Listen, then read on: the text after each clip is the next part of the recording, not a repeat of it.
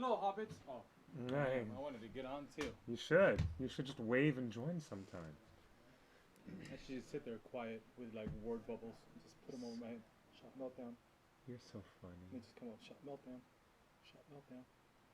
I would I would always say in the back of my mind, we should do a regular interview with you guys about, the nature of fantasy storytelling and the fantasy marketplace and how it fits into your business and how it has helped your business or hurt your business over the years or whatever. That's revealing our secrets I know, ancient Chinese and secret. our identities. You can't have that. Ancient Chinese secret, huh? You're funny. Justin knows.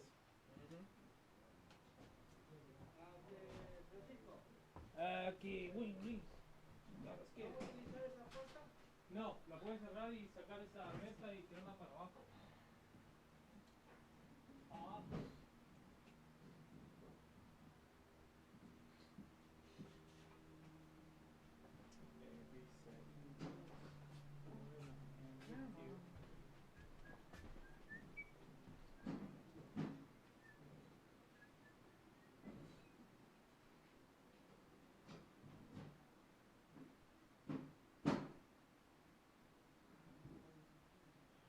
We're using this lighting.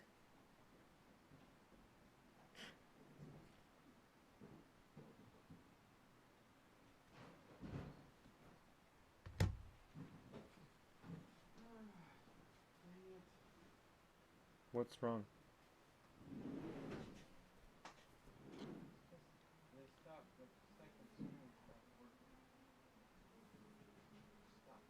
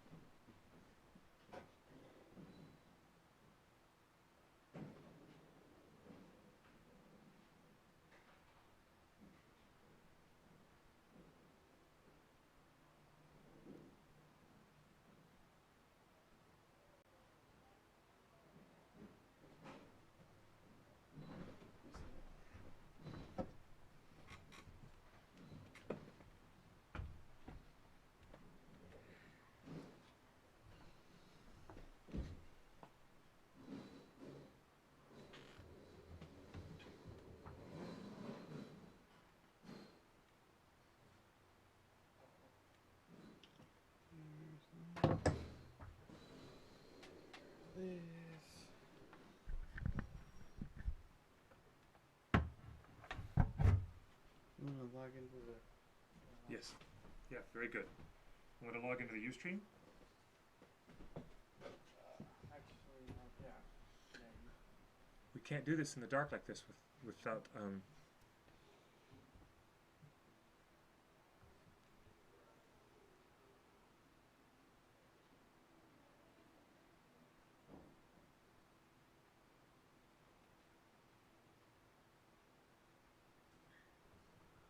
Want to use Safari or Chrome?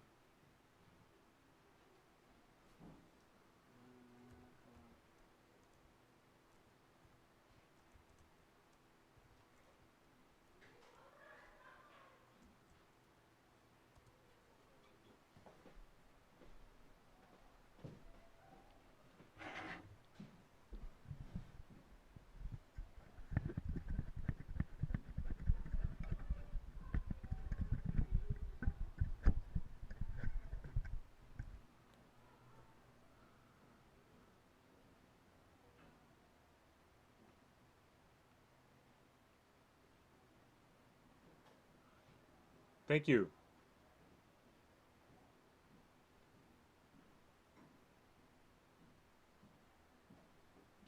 You want to log out as Meltdown? No. Stay logged in? Don't tap the out onto the other. Okay.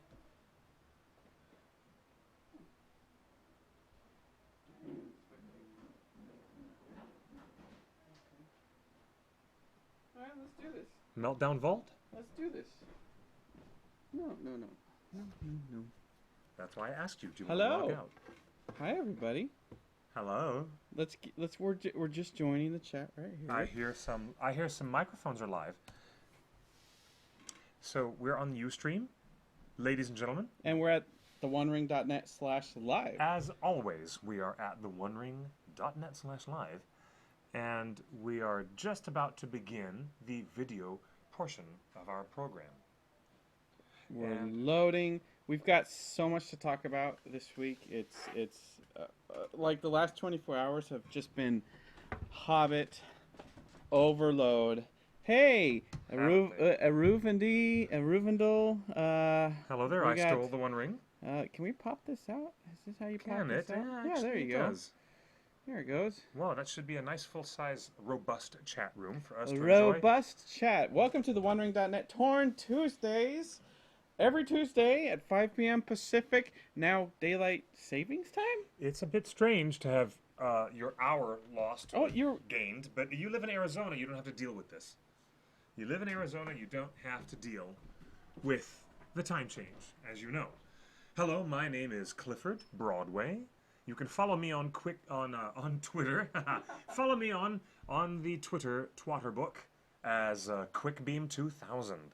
I'm one of the senior staff writers and contributors to TheOneRing.net, along with my excellent co-host and technical producer, Justin Sewell, who has a Bofors hat, but he doesn't have a nickname. Anyways. So, I can't do a show without my hat. As I have taught you. Yes, Taught you well, you've young taught Padawan. me. You've taught me well. So, hello, Ustreamer 108875. I finally get to join a live event. Speaking of live events, yesterday was the big Hobbit live event. We were live in the theater. Oh, weren't we, though? We had people in all the theaters that we could get, and we got a lot of. Well, we're going to talk about everything that we saw. 20 minutes of footage. Not only that, we got a new trailer 3, out. And Trailer 3.1. It depends. Wasn't there a 2.1 in there somewhere? I don't know. There was a slight variation to the second trailer, but yes, we're at trailer 3 now, and new key art posters. New key art posters everywhere. Oh boy! We've the Dennys Hobbit menu just started today. That too, Dennys menu started today. And then of course the extended edition Blu-ray was scheduled to be released today. And that's a story into itself. So the extended edition that only some of you have been able to get your hands on. I tell you, quite a story. We have got a lot to talk about. So and we have the contest winner of our Rewrite Tolkien contest. We'll mention that winner and feature them more prominently next week. Exactly. Well. So yes, I guess let's start out soft and small. Like tiny little hobbit feet. Like tiny little hobbit feet. Soft, quiet little hobbit feet. We have the first exclusive that we published today is the new 3D Desolation of Smaug glasses. These are glasses you wear in the theater. As you can see, they're Hobbit branded in the bag. They've got the Hobbit right there on the side. Oh, look, there's multiple color plastic. Now, last year when this is a sword. It's one of the Dwarven swords, and it is very clearly one of the swords that we've seen already with one of the dwarves carrying it. I'm going to take a closer look at that and see if we can determine what it is. Last year, what was it? The key? The shape? It was shaped like a key. The key of Erebor. That was what it had on the side of those glasses. You know, and I never got a pair, and I would have bought a pair. So we've got a ton of people in the chat room. If you're joining us live, we're at TheOneRing.net/live every Tuesday. Always. And anytime there's a random cool event. And but if you're watching this on YouTube after the event, you can join us on Tuesday. But we were at the event. Yes, yesterday, we were at the worldwide event. And fans started lining up 6 hours in advance to get in. Oh, They overbooked the theater. They had to turn away a few fans, not many, but did they really overbook the theater? Yeah, because well, you always do that. As I looked around, I saw maybe 1 or 3 little empty seats. They could have fit a few more people, just a couple more people. Well, at the New York event, it was packed. And the funny thing is that the New York event, they made the fans stand in line outdoors. In the cold. In the cold. And here in bright and sunny and warm Los Angeles, it was 88 degrees. It was a beautiful, bright, sunny day. And they let us all stand inside the lobby. And we stayed inside Ironically. in the theater. Listen to us do the evil chuckle all at the same exact time. We're like, Smithers and Mr. Burns over here going, excellent. Sorry. You did do a Mr. Burns a little while ago when we walked in. I don't know about that. You did an excellent Mr. Burns when we walked in. Yes, you did. Where are we at? Let me see if I can bring up some photos of the event. Our fans are telling us that the Torn Live page still is replaying the fan event. So, it's time for us to post to the Ustream page. So if you guys are going to TheOneRing.net/live, it seems let's make quite certain. We're going to load up the page right now. That's right. Ustream.tv/channel/TheOneRingNet. Watch. It's Ustream.tv. Watch here. /channel. Sorry about that. That is /TheOneRingNet. Oh my goodness. That's we forgot to update our page. We have the YouTube embed from the live event produced by Warner Brothers. It was freezing in New York. Kelly Duck and was Kelly Duck seen on camera? There were a few fans that we saw on camera. I'm in the Ustream app. Of course, you can watch us on the Ustream app on your phone, Droid, or iPad. It's just search for the channel TheOneRingNet. Yes. I'm going to retweet and tell everyone out there, guys, because of technical jiggery pokery, you're going to have to watch at ustream.tv/channel/TheOneRingNet.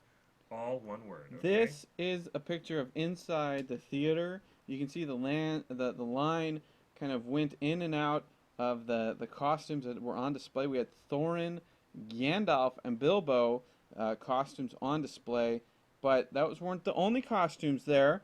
Cosplayers showed up in full force. He was at the front of the line. And he was given a gift of an extended edition Blu-ray. He got a Blu-ray. The Dwalin character. Yeah. He was great. These girls were handing out T-shirts to anybody that wanted them. I personally want the Smaug shirt, not the Hobbit shirt, because those gray ones look cool. Man, this was one of our winners on the TheOneRing.net. She won some tickets through the website. These folks brought some wonderful little plushies. There were some fans that drove all the way from Arizona. They sure did. A whole great family of them, yeah. And inside the theater, we were front row for Evangeline Lilly. Yes. She was so endearing and so friendly. It was just amazing. Here is Gandalf. Someone in Gandalf cosplay showed up, and this guy's like 6'9" or 6 foot. Like this guy made everybody feel like a hobbit, and he was taking pictures with everybody. There's the real costume. You can see. I mean, it's just the detail in the hat. Look at that brim. That brim is quite spectacular. Let's see where else we got. We got pictures. Here's Thorin's. Thorin's costume was really fantastic. It was so fantastic. I mean, look at the detail on that. This was on display. It's well lit. You can see that. They had these posters on display. That was quite spectacular. They had 2 sets of these cardboard standees. And although I liked the first Hobbit movie with the green door standees, I really like these things. Except Bilbo looks like a plastic model, and we can talk about that later. What? What do you mean with this? What, he looks like a wax figure? You mean? Oh yeah, his poster looks like a wax figure. It's terrible. There is Gandalf staring at his own reflection. At his own Gandalf costume. We got a little bit of Gollum going on. That's really very cool, actually. Yeah. And so we're this is pictures from inside the theaters. You can see that it was kind of intimidating, for the actors to be standing or sitting right in front of this huge screen. So there's Peter Jackson, literally larger than life, in front of wonderful Evangeline Lilly, who just had so many stories to tell. She's so cool. She succeeds above all others that I've met at being the most warm and personable and friendly. You're right, that actor. Gandalf looks like Cliff, and we have no pictures of Cliff with Gandalf. So there's something interesting there. Oh, see, you can never get a picture of Clark Kent in the same picture with Superman, can you? So no, you can't. You cannot. Lovely, and then lovely. Here's some costumes from New York. These were wonderful people that were waiting early in the morning in the cold. I noticed coming from New York Comic Con, there are a lot more dwarf cosplayers in New York than anything else. Like, there's something about New York that brings out the dwarves. Except here's an elf. That's wonderful. There were so many great Tauriel elves. Well, there's a great Thorin. There's a great Thorin. Look at the detail he did, his armor and the fur. I think that's a she. 90% of the dwarf cosplayers I've met this year are all females. So there's something really fun about that. Again, another pattern to be seen. And of course, Thorin's ultimate fan. Look at all the buttons. She's got Richard freaking Armitage, Armitage Army. She's definitely with the Armitage Army. Yeah. So she was quite amazing. Did you hear somebody in the webcast announce his last name as Armitage? Armitage. Did you hear that? No. Somebody actually introduced Richard Armitage with that funny pronunciation of his last name. Like, I'm going to shop at Target Boutique, is what it sounded like. Tauriel's costume. I wish that was in L.A. Why did they put Tauriel's costume in New York when she was in L.A.? That makes no sense. Ooh, look at that. That's Bard the Bowman's costume. That's great. He's got stubby legs. He looks like a dwarf. No, he doesn't. Yeah, maybe. Do you think that's a dwarf costume? Maybe. That looks like a Bard's costume. So, those were that's the fan element of the fan event. They didn't really have a costume contest or anything like that. They just used the costume contest on Facebook to kind of give away tickets. But there were questions coming in from chat. We saw many Twitters pointed from fans in the audience. You'd hear them applause every time their tweet showed up scrolling at the bottom of the screen. The technology now is everywhere you go to a live show and people in the audience are tweeting something to a specific hashtag, they'll project up on the audience screen what it is you're tweeting in relation. And this was another way for people to get their questions in to the celebrities. You know what? As fascinating as it was to see them set up a worldwide live webcast in 4 major cities with a lot of other big cities featuring fans just to go inside the theater and see the special 20 minutes and see the presentation. Where we were in Los Angeles, it was immediately apparent the technical difficulties that they had trying to get 4 major cities around the world all in sync, all live, all at the same time. Yeah. It is just like the kind of technical issues that we have every month or so. Every now and then we get weird tech problems and people say the sound dropped or something's pixelated or blah, blah, blah, blah. Well, they had it, but they had it on a global scale. They had a team of technical people trying to put it together, and still there was lag time, like the lag time you guys see when you watch our webcast. It was just exactly like a mirror image of our show, except writ large, with, the largest possible guests. Unfortunately, Martin Freeman was not able to be there in person. And there was a technical glitch. We didn't get to see his face. That's right. In the theater. We didn't know if you guys could see it at home on the YouTube stream, but we couldn't see it. The other thing we didn't know in theater is that you guys saw a new trailer. They did not show that new trailer for us. No, they did not. And I had no idea. They kept re-showing the old trailer over and over again, and the teaser trailer as well. Yeah. And expecting us to applaud for it every single time it was played again and again and again. But thankfully, they brought Evangeline Lilly out early. They brought her out to visit and say hello to everyone. She kind of brought herself out. She did. She was totally in control, and she was the first person to say, okay, guys, are there Tauriel haters in the audience? Be honest with me. I know Be honest with me. She asked everybody. She asked everyone very specifically, okay, who are you guys who are real Tolkien fans, and you're sort of sitting on the fence, and you're not sure what to think about this Tauriel character? And some people very meekly and mildly put their hands up. That was very interesting. She said, okay, let me talk to you. She wanted to address these individuals in the audience, the people who need convincing. She said, I'm the biggest Tolkien fan. I'm in a state of absolute adoration of Professor Tolkien's works. And she said, I have been rereading the Silmarillion. I haven't finished it just yet, but she's like, oh my gosh, just the chance to play one of these immortal creatures, one of these elves. She knows her stuff. Yeah. She knows her Tolkien in and out. She was reading the Silmarillion as she was flying to the set. And she was correcting everybody else's pronunciation on the right way to say Smaug, the right way to say Tauriel, which has the same vowel sounds put together, A and U, to create that ow sound. Yeah, that was a little weird. No, she's great. She showed book learnedness, and most of the actors don't have any book learning when it comes to the Tolkien books. Yeah. And I was really appreciative of that.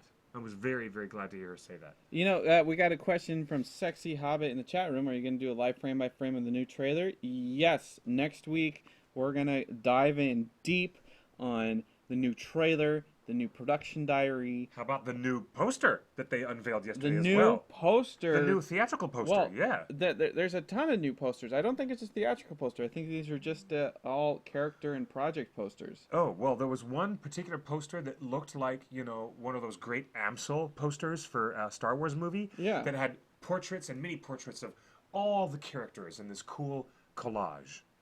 Really, really neat. See if we can bring that up. No, we've got to. We've got to find that. And it crashed. Oh, the poster is very busy, but I like this poster much better than the teaser poster. I feel like it was cool to see the gates of Erebor, but I thought that poster was too busy. Hello, Hobbit fan 202. Thank you for the text on the Torn hotline. Yeah, and you can text us at 530-64-FRODO. Yes. And that's real. If you text us, Tedderus, forgive me. Yes, we will be posting your new article. At least one of the two of them. Don't you have two of them? And I agree with what you say that the poster is very busy. The whole smoke coming out of the pipe is great. It's fantastic. I like the smoke. That's what I love about the. Kind of cool. That's what I love about this poster. Let's see if we can. We're gonna try to pull that up right Hobbit quick. Posters here. Here we come. Haha. Hobbit posters. Here we go. Here we go. Bringing it up. What are you doing? Nothing. Cleaning you up. Okay. So. Oh, I do see Bard single character posters. Bard, Tauriel, Legolas. We've got all these single character posters of Gandalf. Of course, that was the one that just everybody was exploding on. The interesting thing about this is that a fan pointed out on our Facebook that is a great that image. This photo was used for Entertainment Weekly last year. So this particular image of Gandalf was actually used in their marketing for the first movie. So now they've made a character poster out of it. Fascinating. There's Bard. There's Bard. Followed by Bilbo. We'll see him in a second. Oh, no, Bilbo. Bilbo first. And that is terrible. It's terrible. Terrible? Why? He doesn't look like Bilbo. His hair doesn't look right. His skin looks plasticky. The green velvet. They over photoshopped it? They way over photoshopped it. The only thing that's unusual about that image of Bilbo to me is that his hair is darker. His hair is darker. Everything is wrong with it. Yeah, like this makes no sense. It does not look like Bilbo. In all the trailers, everything, he's wearing a red coat. Now he's got a green coat, and his hair is not wet, but it's not wet. He has been dressed in the clothing of Lake Town, and that's because... But you don't put that on a poster. That's going to be He looks different. Everybody in the chat room agrees. Yeah, he does look different. Holy a Hobbit says that he doesn't even look like Bilbo. He does look a little bit. He doesn't look like Bilbo. A little bit different, but let me take a look. I thought this was a joke, a Photoshop from a fan, but no. This is a real poster. So they just got a little crazy with the photoshopping on these posters. Again, they reused a Gandalf from last year that was on the cover of Entertainment Weekly. Whoops. But this image of Thranduil they used last year. This was the Party Thranduil. This is the picture of Thranduil that inspired Party Thranduil. So these are all old images. It's kind of like that's brand new. The Tauriel is brand new. That's brand new. She looks wonderful. Look, that looks the good. Detail on that. It looks like Bilbo looks like Frodo in that poster. Yeah, they tried a little too hard to make him look like Frodo, but the work you've got. And there's Legolas. There's Legolas, which just seems like, and this is my favorite. That's a really great portrait. My favorite. Look at that. If you weren't sold on Thorin, you're sold on him now. Yeah, and you know what? He does not look like a Klingon in that image. Recycled Gandhi. I love that. Yeah, they recycled the Gandalf image, but the other images I think are really kind of interesting. I don't know where that. I don't. No, I can't find where that poster is because I know we posted it. You did? Timeline might be on our timeline. Yeah, I bet you it is. It does make the suggestion of looking like a classic Amsel, portraits of characters and sub-characters all amalgamated around this this area. But it's kind of cool. An important thing is it wasn't in the theater. These new posters weren't in the theaters. They weren't on display. I know we posted the new poster, and it's not showing up. Why don't we find it online then, perhaps? I mean, in another place besides Facebook. I think we should take a quick look at it if we can, and if we can't, we'll move on. That's okay. Conspicuously absent from all these character profiles, the Master of Lake Town, and Alfred, and Bjorn, and Beorn, and Bjorn, Beorn. How about that? Those guys are absent from all these images. They're absinthe. Absinthe. They're alcoholics. They drink the green fairy potion. They're quite not there. No jokes about Kylie Minogue playing the green fairy, which was very cute. Now, yes. Talk about an over-photoshopped job. The key artwork on the extended edition DVD is a whole other conversation about doing Photoshop too much. But is it okay that Bilbo looks a little bit like Frodo in that poster? No, it's not okay. Is it not okay? Hobbit Fan 202 seems to have thought that. Cliff, the Master is shown in the new trailer they showed online. Absolutely. But he's not the focus of any of the marketing. Not at all. Neither is Beorn. He's only in the background of that Bard banner. I think Bard has the big role to play with this. He's got extra family. He's got extra everything. He does. And we're going to learn some more things about the Black Arrows in Dale. Evidently, in the extended edition of An Unexpected Journey, we will learn more about the Black Arrows of Dale. And you know what? One of the things that we learned at the Hobbit fan event, again, if you're watching, is that Bard explained, or Luke Evans explained, that this bow is bigger than him. Yeah. And he had to hold it backwards to go even farther, because I guess the bow is like a Beorn-sized bow. It's huge, yes. Maybe that's where they get the bow. No. No. Why would Bard have access to an oversized bow? Where would that have come from? No. Hello, Brighter Moon. Hello, Neil. Thank you. And everybody else who's on the show. All of our regulars and our new audience members, thank you for joining. This is Torn Tuesday, which is TheOneRing.net. Torn Tuesday, this is our live show.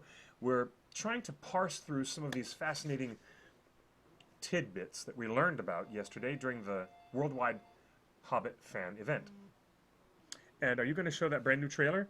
This is the brand new trailer. Is not the brand new trailer. That's the teaser trailer? This is something really special. What's this? It's the teaser trailer plus? Beorn's house. We have a brand new video preview. Ah, look, the poor William Kircher who doesn't get to say anything. He says more in the behind the scenes than he does in the movie. Yes. Mikhail Persbrandt. This is the first interview anyone's ever seen of Mikhail Persbrandt talking about Beorn. Yes. There's animals in the house. Uh-huh. We know that for sure. Yes.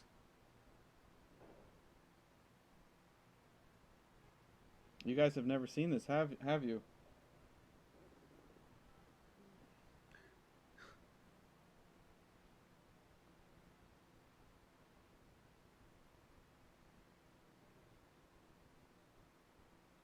Isn't this amazing? Look at that oversized books and the chairs. Oh, look at that mug. I want that mug. That's great. Okay, Holy a Hobbit.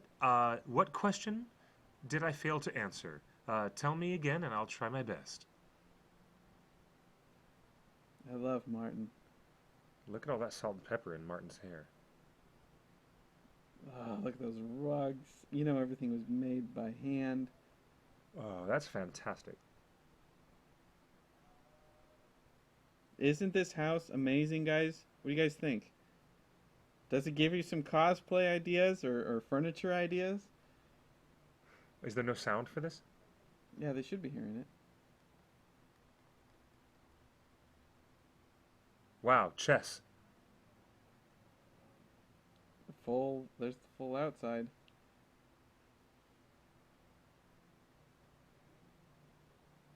There's John Howe. He designed all this. Oh, that's great. And we have it on good authority that he used to hang out in Beorn's house as much as he could. And he'd just hole up in the corner and draw.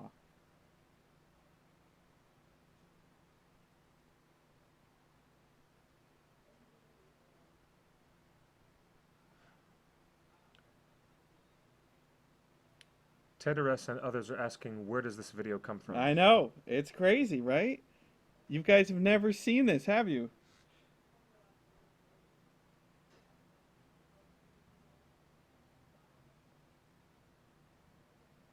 Eat once, eat twice. That's from the extended edition. And now they eat a third time. This is their third great meal of the Hobbit trilogy. Ha ha ha ha ha.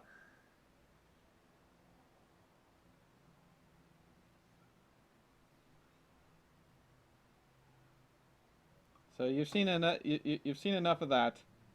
Where did that come from? They're asking. That was an exclusive here at the show. This is the first time you've seen it. Anyone's seen it.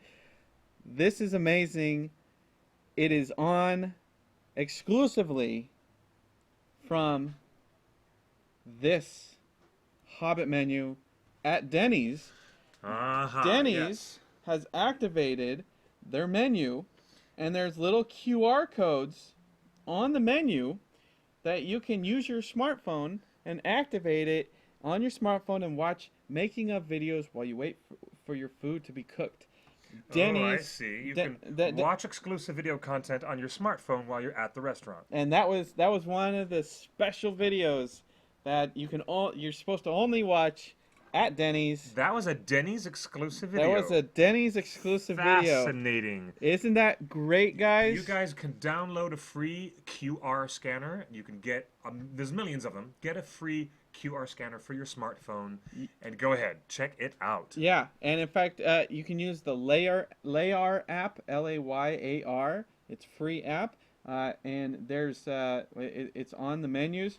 So Dennys just launched their new menu today, and we were given a heads up on that yesterday. Yes, we were. Everybody at the fan event got one of these.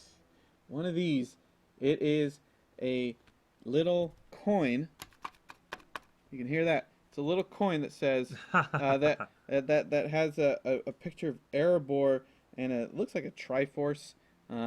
but it says your share of the treasure.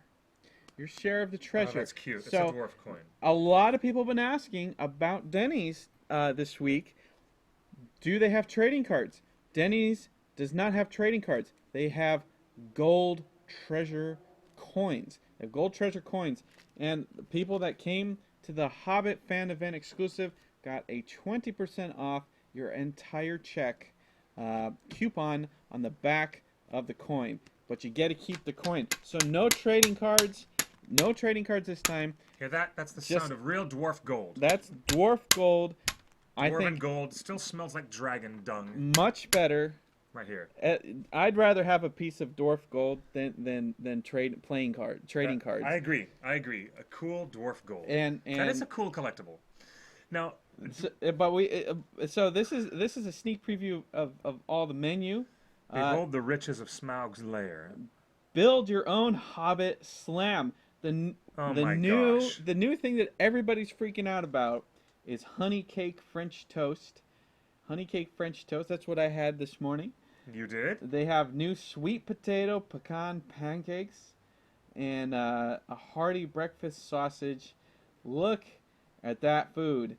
Look at that food. Honey cake French toast. Sweet potato pecan pancakes.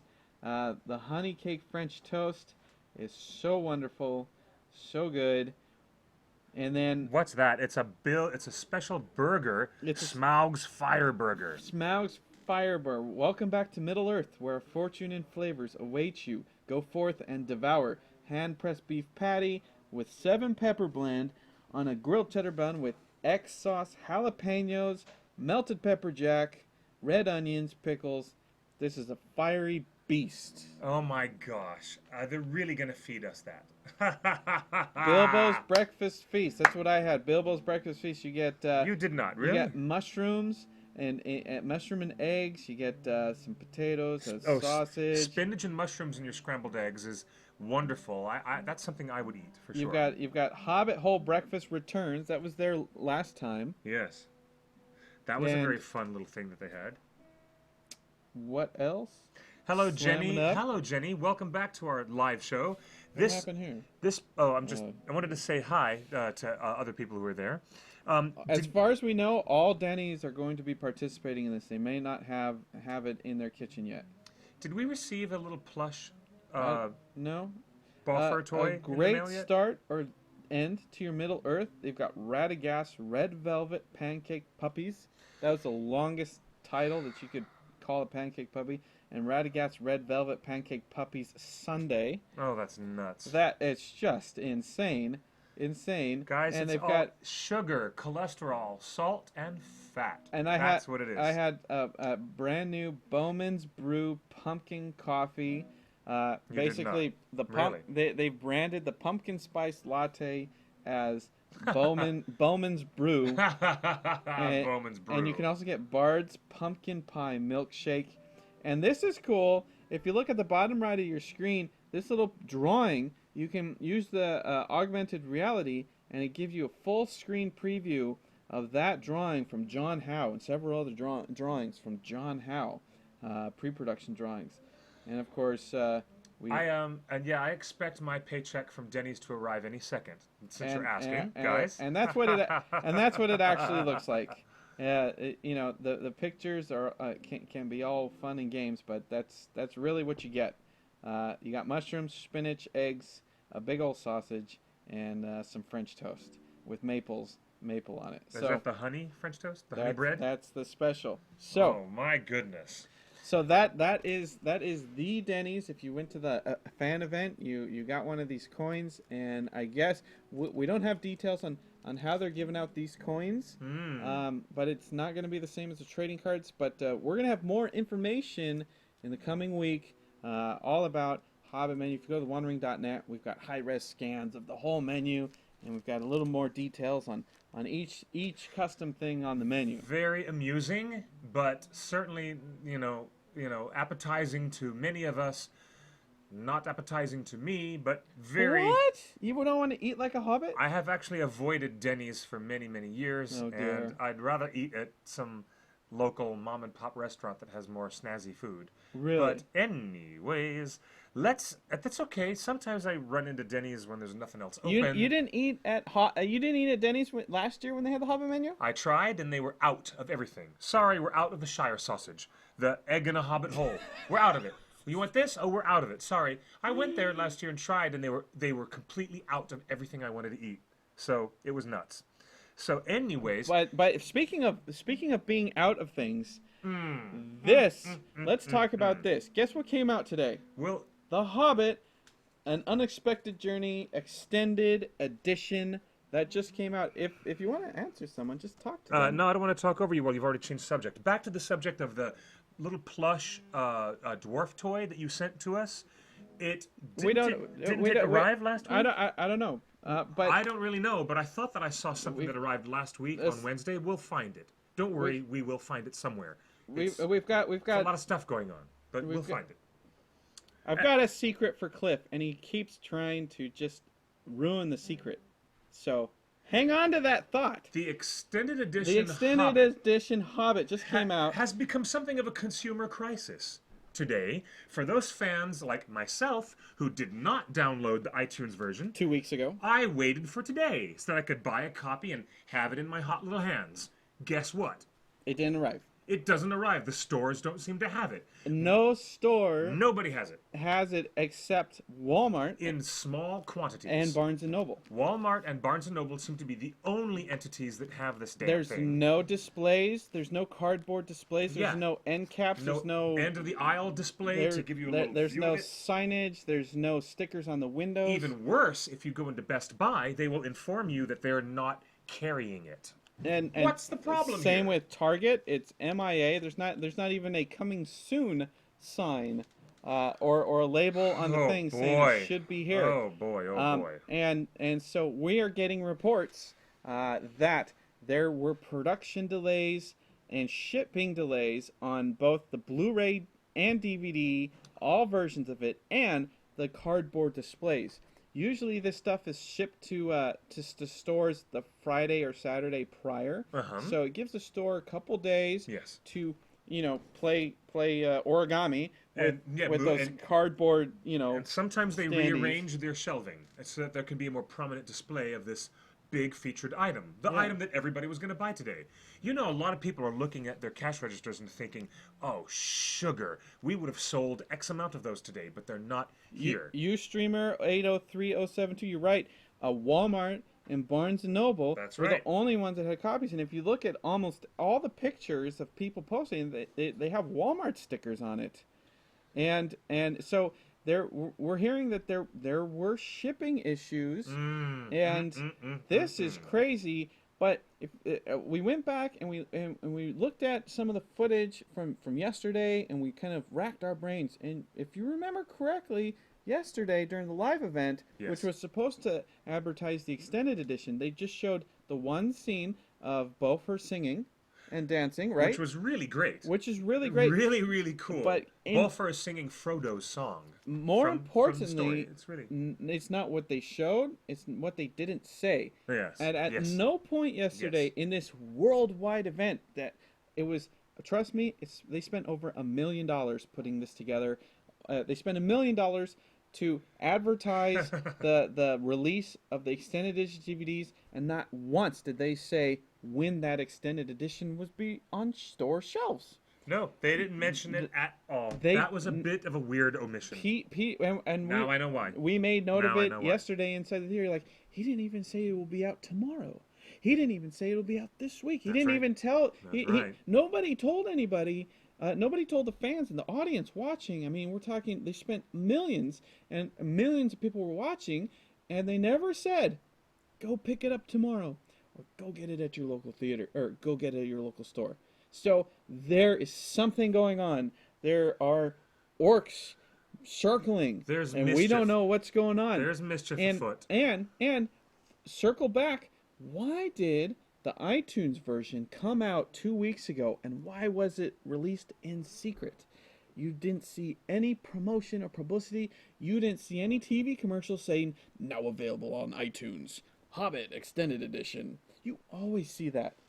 right? TV commercials? See, I got it in my regular email. I get a you- regular weekly email from iTunes about new releases of the week. iTunes, but not Warner Brothers. Not TV commercials, not ad banners on Yahoo or anything. Anytime there's usually a DVD or Blu-ray release, especially of this significance, the Hobbit Extended Edition, the version that everybody wants, Yes. you usually see ads everywhere saying, get it now, get it at Best Buy, order it, order it. Why would that not be so this time? What do you speculate, Mr. Justin? You know, I speculate that they were having production issues. I speculate that the bonus features came in late. I speculate that the delivery of all of the extra bonus content, we're talking, 50 hours of bonus content, came in too late to make it to print time so they could duplicate as many copies. So they probably said, all right, who's our biggest retailer? Who's the number one retailer in the whole world? What's the one store we can't piss off? Walmart. Bingo. That's it. Oh, for heaven's sake. And who is the only store you can get it at right now? Walmart. They're the only store with copies. And I'm talking they have every copy. But if you go to Best Buy, you're supposed to be able to, at Best Buy, you're supposed to be able to get the Blu-ray DVD Ultraviolet edition, where you get it on all formats and all platforms. So some people got lucky and Amazon shipped it out. I think this fan's in Canada. So Amazon did ship out, but there's a ton of people that are reporting that they got emails from Amazon saying your shipment is delayed 1 to 2 days. A lot of people delayed with Amazon at the same thing.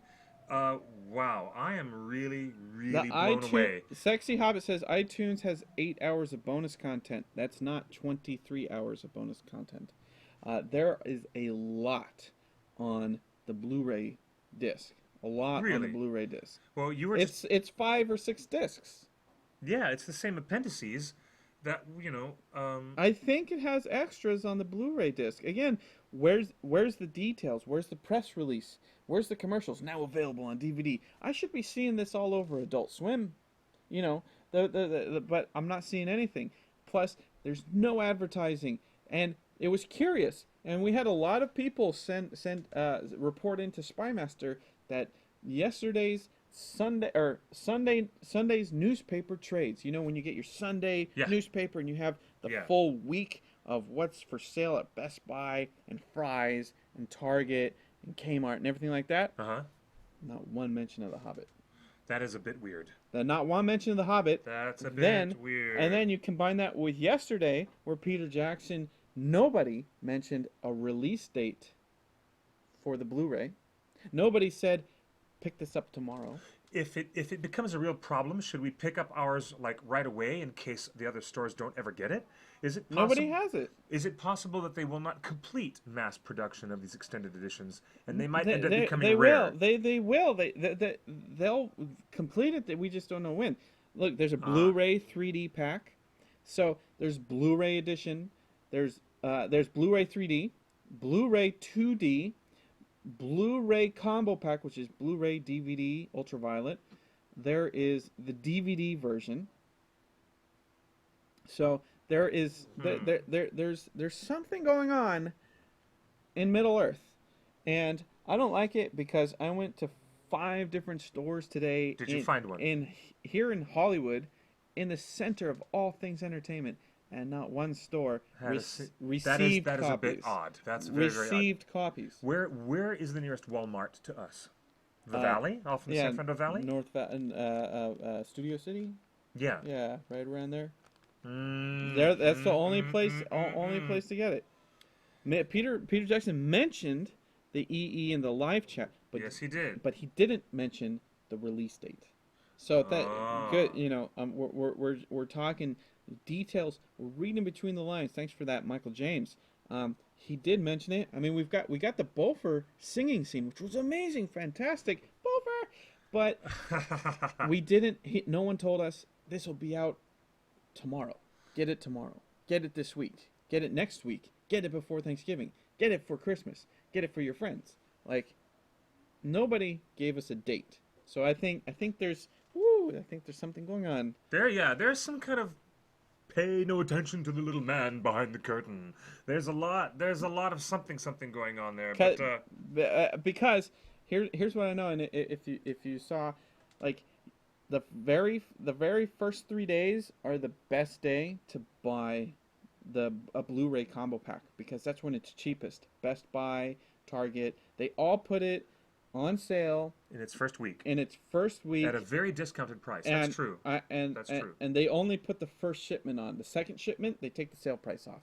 Yes. So I think you should be able to get it at Best Buy, the combo pack, which is everything: 3D, Blu-ray, DVD, Ultraviolet, download for $20, the same price that you can get it on iTunes. Yeah, I was a bit surprised that my research online and looking at Amazon.com, I could not find a Blu-ray DVD combo pack. Sheeran just called her Fred Meyer. They have it. That's great.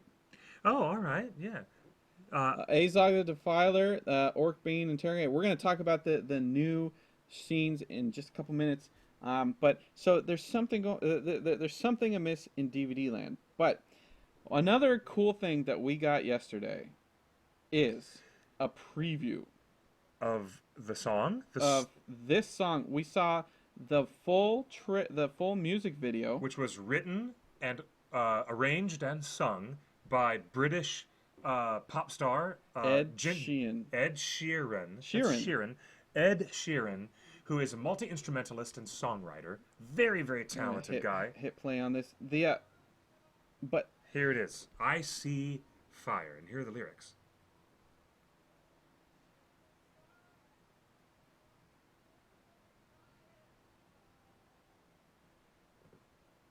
Fred Meyer is a store. Northerner. Yeah, it's the name of a store.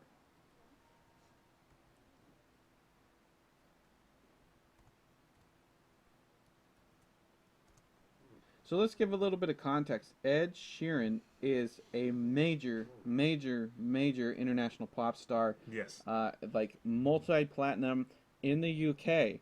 So this song is meant to cater to an international audience. The only reason people would know him in the US, again, his songs aren't really getting play on US radio, and he hasn't really broken through. But the only reason you would know is that if you have a teenage daughter, because he just toured with Taylor Swift. He was opening act for Taylor Swift on her North American tour. So anybody that has a teenage daughter that dragged them to a Taylor Swift concert would have seen Ed Sheeran. So that's the audience that they're trying to get. They know they've got all the hardcore fanboys that are our age, but from a marketing perspective, the studio was kind of looking at it. They're like, all right, how do we get teenage girls interested, like your typical teenage girls interested in going to see The Hobbit, which is full of desolation and death, and much darker. And how are we going to get younger fans in, right? And this is how they do it. This guy, Ed Sheeran, writes songs for One Direction, which is the hottest, not on my radio playlist, but to everybody else in the world who happens to be younger than 17. One Direction is the hottest, thing in pop music, and Ed Sheeran is writing songs for them. He writing songs and collaborating with Taylor Swift on her album, and incidentally, he just was nominated for Song of the Year at the 2013 Grammy Awards for a song called The A-Team. And he did it with Elton John. Which is a duet he did with Elton John, of course, yes, absolutely. So that's Ed Sheeran. The interesting thing is that at the, if you noticed, I'm pretty sure that at the Hobbit fan event yesterday that all of the questions that were asked were written prior to the event. The fans that asked them were handed little cue cards saying, "Hey, just read this question." So I don't think they were authentic questions, but I think they were written by the studio, because someone asked Richard Armitage, "What's your favorite line from the movie?" Yes. And Richard Armitage was it was something along the lines of if we're gonna die by fire, or something like that, or if I see fire, Richard Armitage made a comment that he had a really sexy line of dialogue that he said. And yes. Oh, hello. Oh, there we go. Hello. So we have The Desolation of Smaug, and the song from it is called I See Fire by Ed Sheeran. and the whole track listing from the entire special edition is now listed, and we'll talk about that in a future episode. But you can watch the music video. It's a music video. It's the music video from the movie.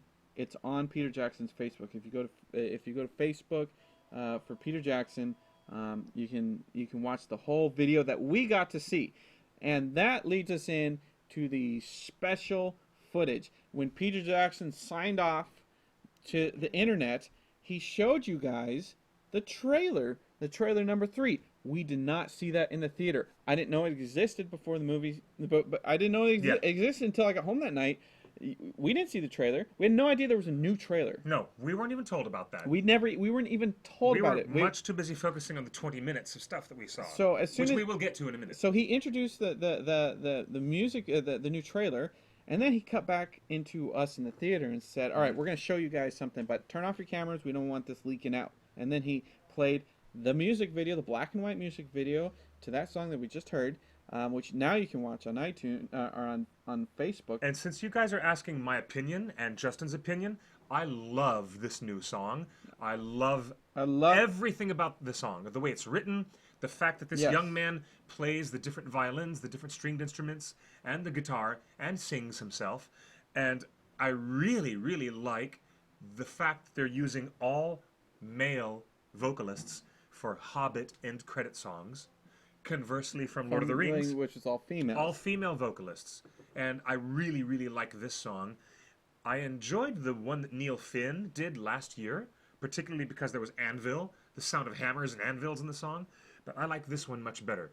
For some reason, this song that Ed Sheeran has written, it's something quite lovely. It's a lovely song. And I really like it. Without knowing the actual ending of the movie, I think it sets a really good tone for the movie. So I'm really excited. It does. And then Peter Jackson came back and said, "All right, you guys, that first warning, I was not kidding, but this time I'm really serious. Put your phones down."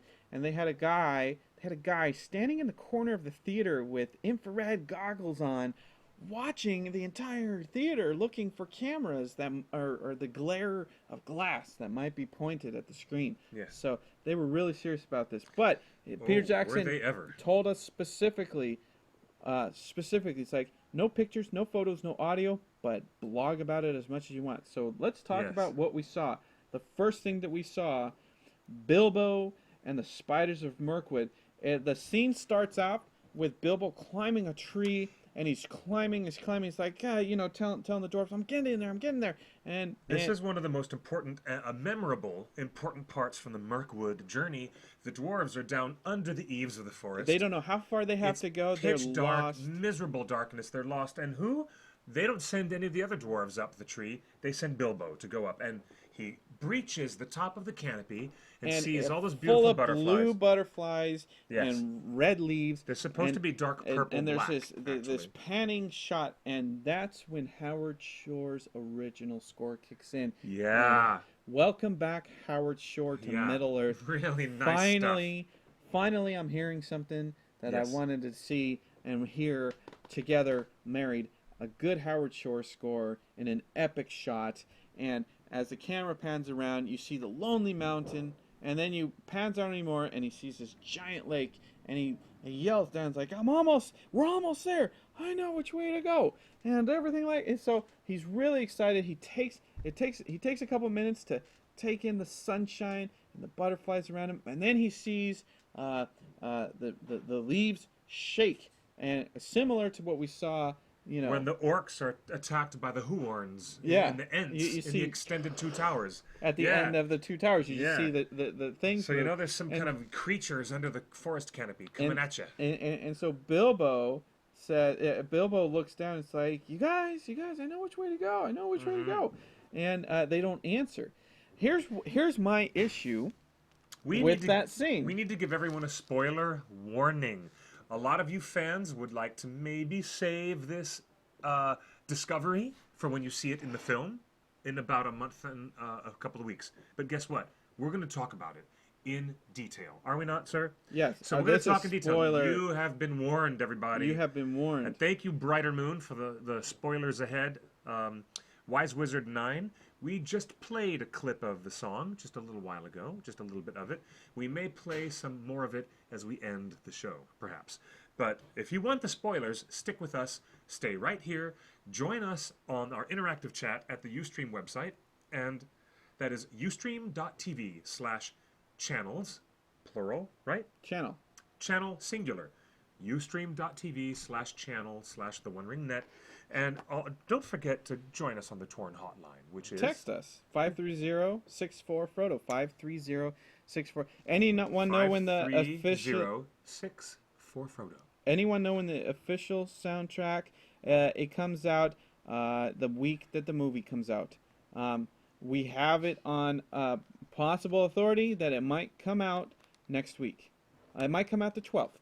Which question was that? It's when the soundtrack comes out. We have it. Oh, yes. And I tell you what you can find out is if you go to our Facebook page or go to our website at TheOneRing.net, click on the link for the song. It'll take you to iTunes, and it shows you the entire album for the official soundtrack, and it'll tell you what the release date is, and that date is true. moving. And there's a big spoiler in the titles of the songs on the soundtrack. Yes. Did you notice the last one at the end of Howard Shore's soundtrack? It says Qui-Gon's funeral. Big spoiler. I really wish they hadn't have done that. I'm really so upset that kind of thing happens these days. I thought we got over that a long time ago, but there it is anyways. Oh my goodness. Well, I had to. Anyways. Right, so before we get to the next scene, before we get to the rest of the scene, here's my issue with the spidery scene with Bilbo climbing the tree is that why do they have Bilbo climb the tree? Because he's the only one that climbs the tree because dwarves have short legs, right?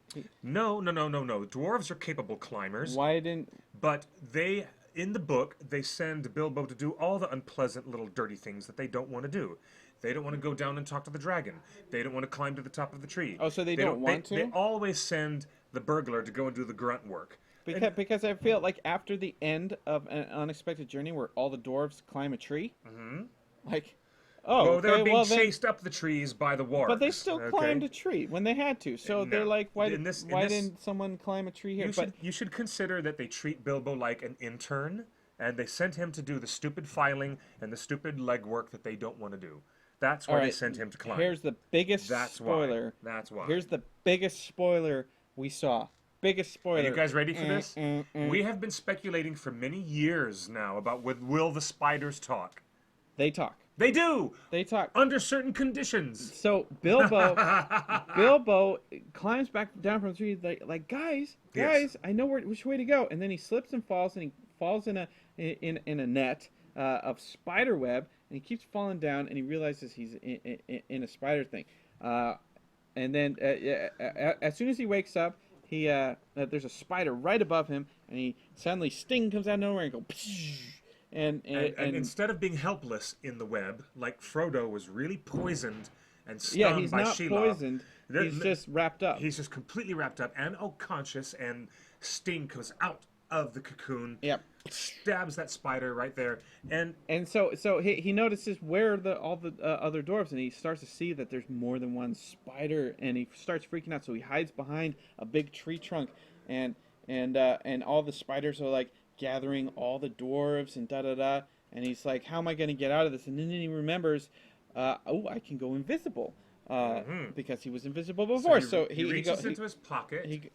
He pulls out the ring. Looks at it. We get the the Frodo shot, going through the ring, and then all of a sudden Bilbo goes whoosh, and he's in the Twilight world. He's in the dark world. He's in the Twilight world and that's when you start to he's invisible. And that's when he starts to hear, oh, this one's fat. This one's fat and juicy. Fat and juicy. Precious. Let's eat this one. This one's I don't want to wait. Let's eat them first. I get two.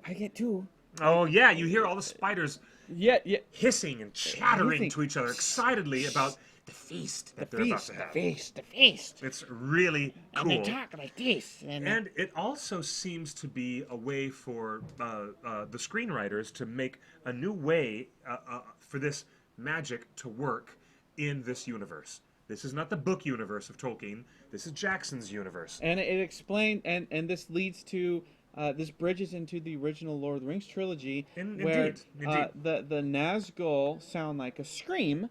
Yes. But when Frodo has the ring on, they sound like, So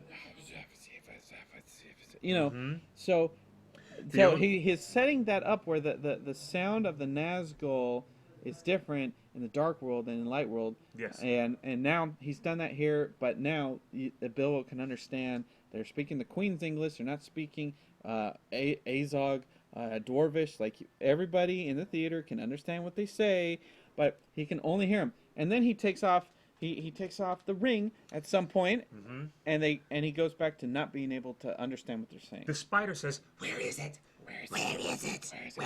If you want me to do a little bit of an approximation of the spider voice, it's a little bit like an orcish voice, but the orcs are not low and guttural. I mean, the spider voice is A little bit like this. Like, Kind of like what the... feast? Where is it? Where is it? Yeah. Where is it? And then Martin Freeman takes the ring off and says, right here. Right here. And stabs that spider right in the eyes. And the audience that was with us just went, woo! Well, So good. But super crowd Bilbo's moments. courage is found when he slays the spider after he takes the ring off.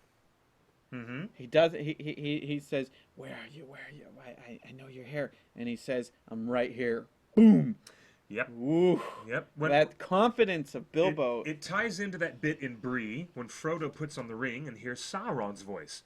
And Sauron's, or the voice of the ring, which is the way it was billed in the credits.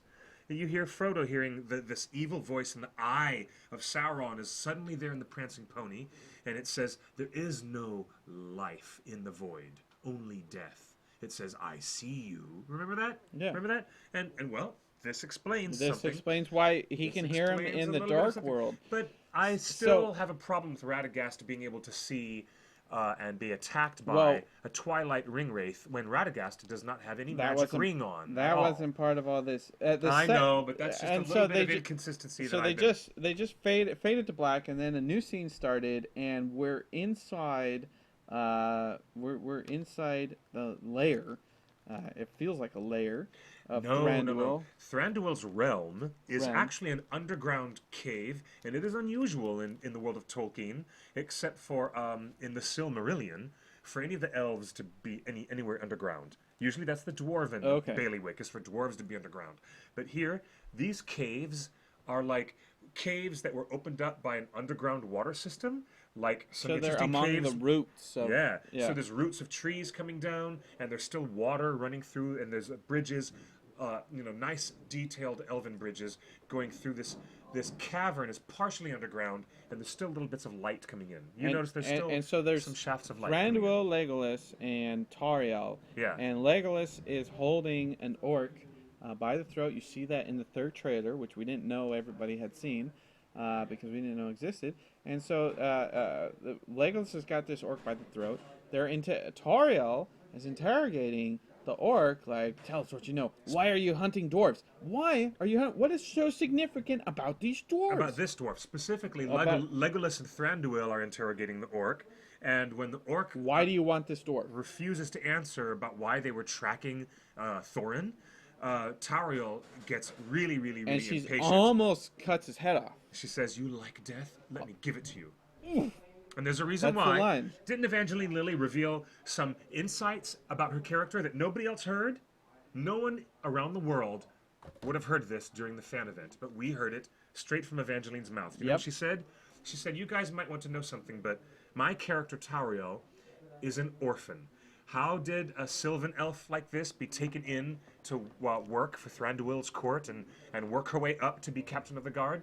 Well, she's a girl, elf, whose parents were both slain, murdered, gruesomely by orcs, and she's an orphan, much like Frodo. Like Frodo's an orphan. And so she hates the orcs. She hates the orcs. So she almost and Thranduil says, "Look, chill, leave."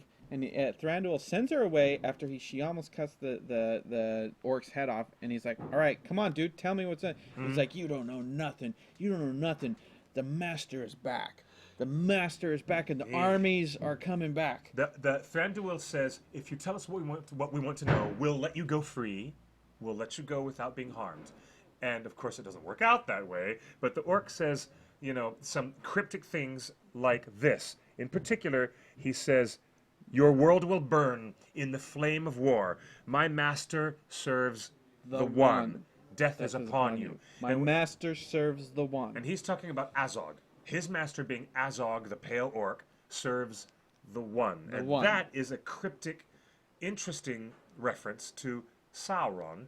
And if you read the article that we posted, an excellent article by Josh Rubinstein, who wrote this story revealing everything that was in the 20 minutes. Yep. There's conversation about the fact in the Silmarillion, so the elves call Ilúvatar the one, and he is Eru, the god, the great analogy to God Almighty, or Bruce Almighty, and Ilúvatar is a name in Elvish for the one. Wouldn't it be a perverse and interesting thing for Sauron to have himself referred to by all of his minions as the one? We know that we know that Sauron would not permit the orcs to actually say his name. He was referred to with nicknames or pseudonyms that the orcs would call him. So this is the first hint to any of the elven peoples that Sauron is gaining power again from this orc. And as soon, like the second that orc says that last word in that sentence, Thranduil takes his sword, cuts his head off. The head rolls down the hill. No, Legolas is left holding the head. Legolas is left holding the head, and the orc's body is sitting there twitching, rather gruesomely. Yeah, you see the whole headless body kind of, and then Thranduil puts his boot right on the dead body. He's like, and Legolas is like, dude, I thought you told Tauriel not to do that, and Thranduil's like, I do what I want. It's good to be the king. It's good to be, yeah. That's what Thranduil does. He shows a lot of attitude. He's got a lot of attitude. It's a very interesting characterization from Lee Pace. It's gonna be. You're gonna love Tauriel. You're gonna love the elves. I think Thranduil is gonna be not just the fan favorite, the public's favorite, because he's a king. He's got his own agenda, and he doesn't take no crap from no one. The next scene was what we start with Bilbo climbing along some stairs, and he's got some keys, and he starts opening. He opens for Thorin first, and then he opens always Thorin first, and then he opens for Balin. Actually, there's a shot of Boffer, and he's saying, "Oh, I can imagine that the sun is rising over the hills right about now." And that's when you hear jingle of keys, and Bilbo appears, because they've obviously been trapped in these underground prison cells for quite a while. And then everyone's like, "Bilbo, Bilbo, surprise!" And he shows up with the keys and unlocks all their cells. So he just unlocks everybody's cells, and then they start climbing all down the stairs. And it looks like I don't know, the cells are kind of built into this. It felt like the caves of that we saw in New Mexico. Carlsbad Caverns. Carlsbad Caverns. That's what it looks like. It looks like which was carved out by an underground water system. It looks like Carlsbad Caverns. If you've ever been to an underground cave system where it's kind of everything's rounded and it's perforated with water, that's what these jail cells look like. It's white. It's peach colored. Everything like that. And as they go down, they walk down the stairs, and the camera comes in, and Bilbo says, this way, we gotta go this way, not that way, this way. And then they go in, and then the camera starts in with a close-up and pans around, and there's two drunken dwarves. Two drunken elves.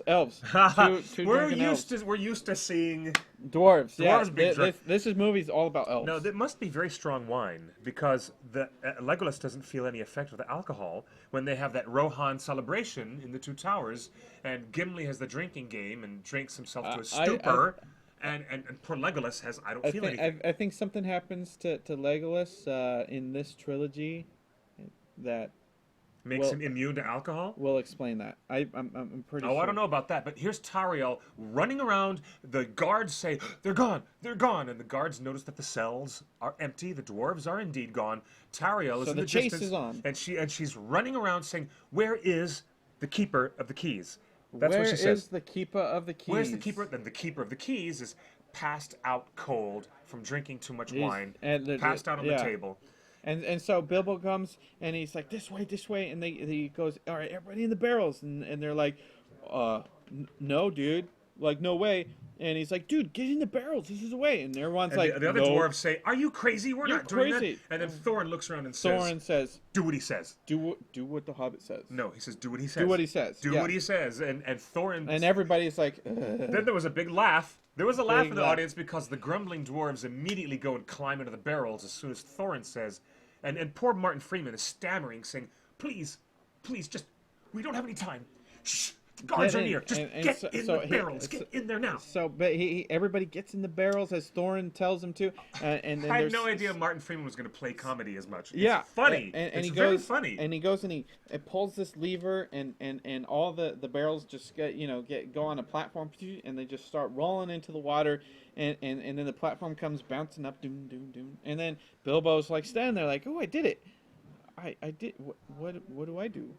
And then the elves, the elven guard are running toward him, and he can hear him coming, and like, where are they? And then so Martin Freeman as Bilbo tries to step his feet on different parts of the trapdoor to make the trapdoor trigger so he can go down and fall into it. And the way it ultimately works out is really, really wonderful. My theory on what? You're asking, I'd like to hear your theory, Justin. My theory on what? I'm trying to follow the chat. It's going a little fast. But so then Bilbo just kind of goes to the edge of the thing and just falls in the water, and it says, welcome back, Bilbo. And get in. Or someone says, get in, or Thorin says, get in. And he's like, no, I'm good. And he just hangs onto the side of the thing, and then they start going, and then fade to black. Yes, Tolkien wrote about the wine from Dorwinion, which was particularly strong wine. And thank you, Tedros, for reminding us of that delicious fact. So the third scene that we got to see is Bard the bowman. The dwarves are all in the boat, and they're like, the keymaster Rick Moranis, I get it. So the dwarves are in the boat. They're in the mist of the river.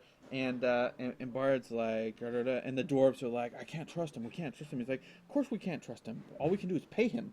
And so all the dwarves are like emptying out their pockets. They're like, everybody put in their money, and then they're like, $3 short, and they're like, glowing, where's your money?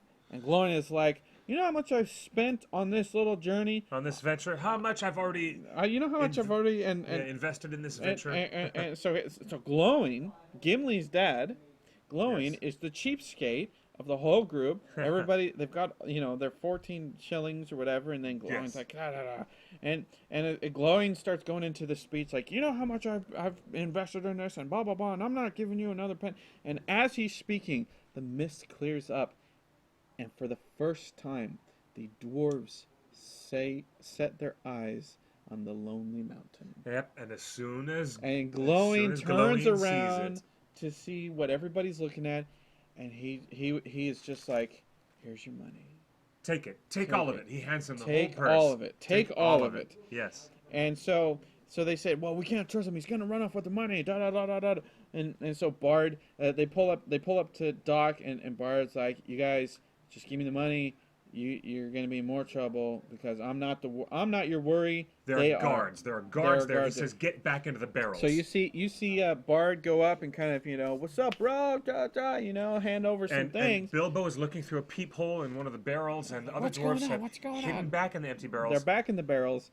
And so the next thing you know, they're like, what's going on? Oh, he's walking back. And then suddenly, they fill the barrels full of live, real dead fish. It's Dory.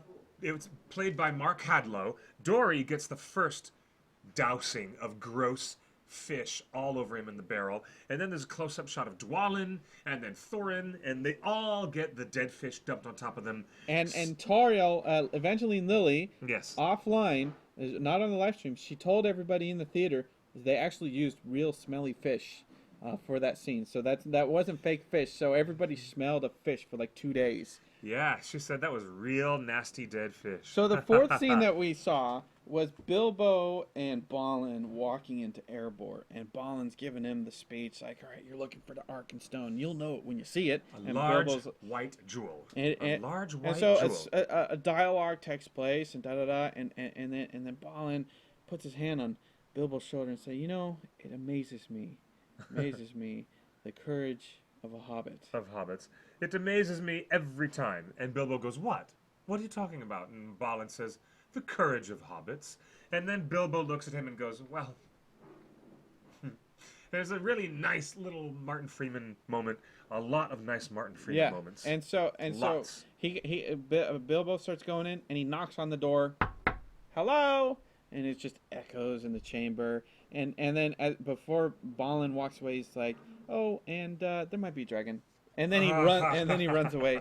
And so Bilbo like walks down the stairs, and then there's this gold, miles and miles of gold, so much gold, everything, gold and jewels. And so he starts going through. He's like, oh, is this the white jewel? Nah. And then he finds a bigger jewel, and he's like, oh, is this the white jewel? And he finds a bigger thing. He's like, oh, is this the Arkenstone?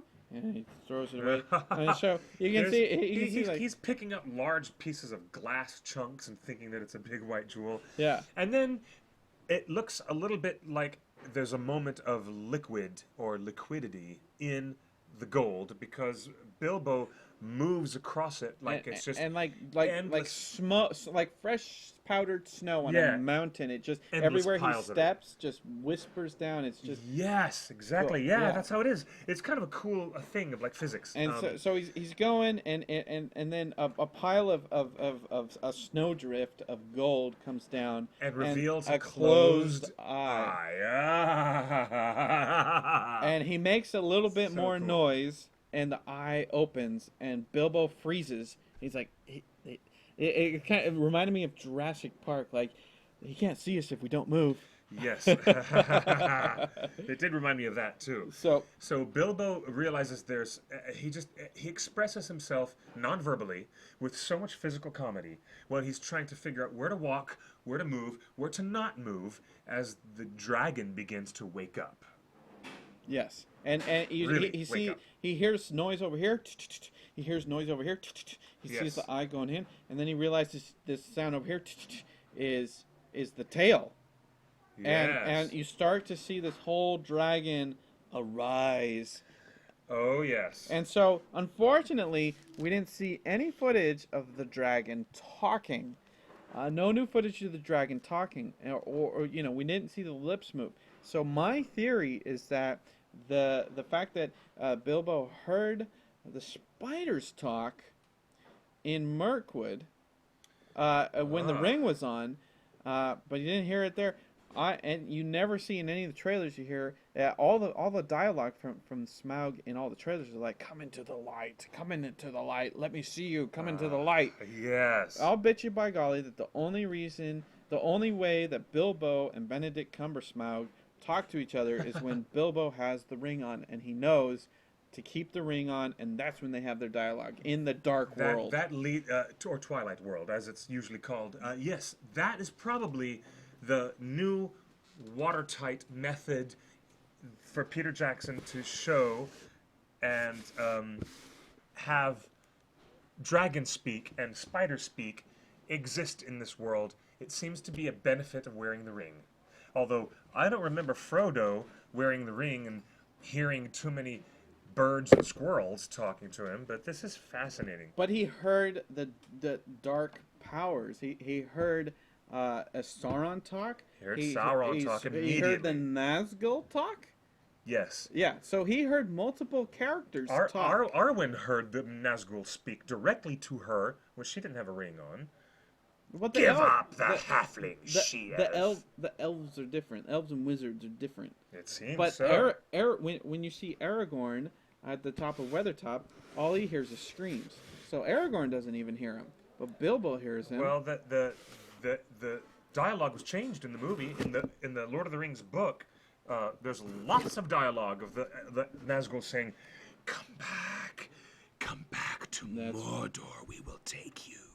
That's right. Remember that? So I think the only way that you hear Cumbersmaug in this movie is when Bilbo's in the Twilight World. So those are the scenes that we saw while you guys were watching the new trailer. We were watching the 20 minutes of scenes, and we were getting the huge spoilers.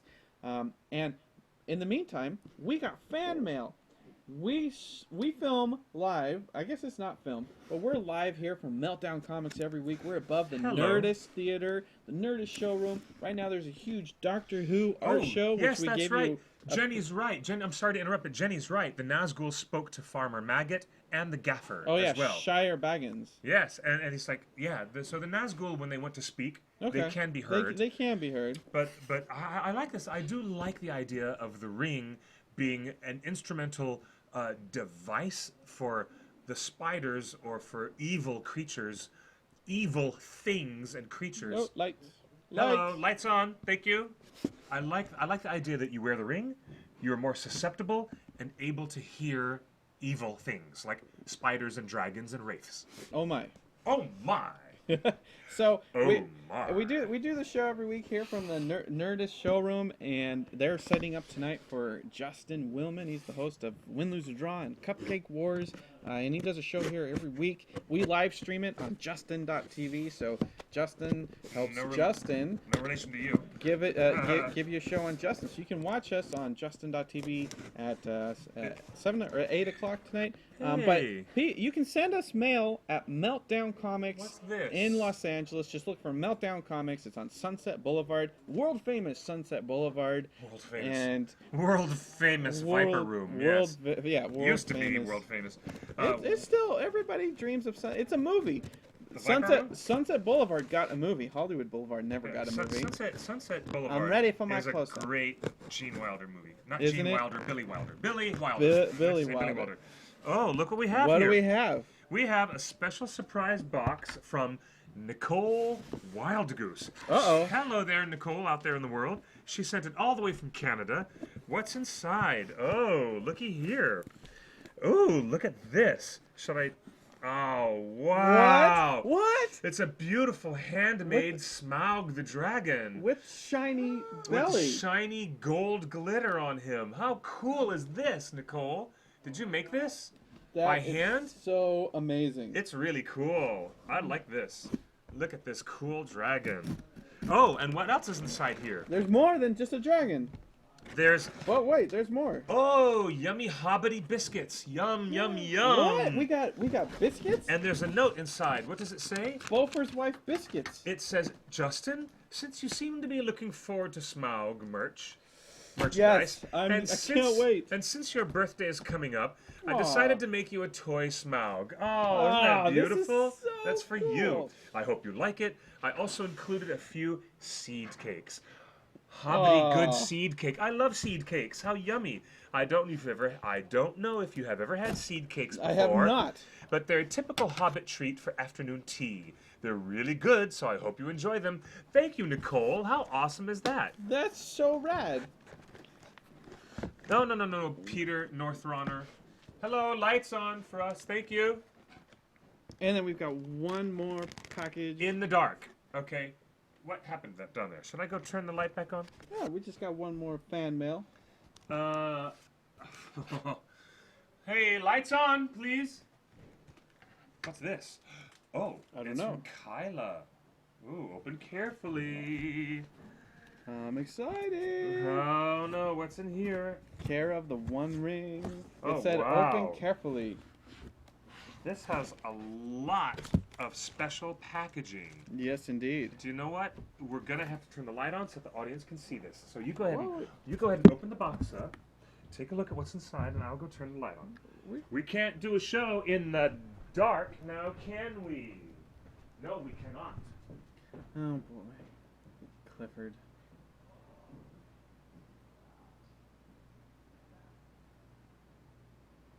So, how you guys doing? It's Torn After Dark. We're gonna have some magic. Oh, hey, we're back on Torn Live, and we've opening fan mail. I feel like we've been opening presents all week. Yesterday was presents from Warner Brothers. It was like opening a video present. Today was opening presents from Dennys. And today we're opening presents from... Oh, these are really awesome. Did you have a seed cake? And what do we got? Oh, look at this. Look at this. Here, let's trade. You take that over there. Thank you, Nicole. And now a really lovely gift from Kyla. It's Holy a Hobbit. Hello, Holy a Hobbit. You're there. Wonderful. Still with us live in the chat room, I'm Yay. sure. It says, here is a little boffer who loves to sing. He is made of felt, thread, and stuffing. I hope he brings company that is good. For great hosts like you, he surely would. Yay! Couldn't resist sending him with a poem. Thanks for all the awesome shows. Now, Dirty Gandalf has a friend. Oh, this is so cool. Look at that. That's Did you amazing. make this for us by hand? It's a little buffer. This is so cool. Oh my god. Oh my gosh, look, and he's got his little... I don't know how you did this, but this is really cute. So we've got a dragon, a Bilbo. And he's got a big ham. He's holding a big toy ham. Okay, I'm bringing this up to the camera because you guys got to see this. This is so cool. I love this. Look at our friend. Look at, first of all, here's his scarf. He's got a scarf on the back, which has a great little colored end. And here is our friendly, happy Boffer with his little hat. What do you think? Isn't this great? And he's holding a delicious, tasty ham. This is ham for Boffer. I have got to say, this is a really great design. Where's Dirty Gandalf? This is so cute. Gandalf's going off being dirty somewhere. Is Gandalf off stage? Really? Well, we have a friend here to join you. Very cute. So now we've got Boffer. Hello there, and a Bilbo. flying dragon. Well, thanks for joining us, everybody. This is Torn Tuesday. So It's cute. been the craziest week of Hobbit news, and the balcony is closed. Before we close, we'll catch you next week with some amazing new news. Well, we're not going to close the show yet because I have to announce very quickly the winner of the rewrite. We're going to do the reading next week, but just the name. For the credit and for bragging rights, the winning entry of last month's Rewrite Tolkien contest was a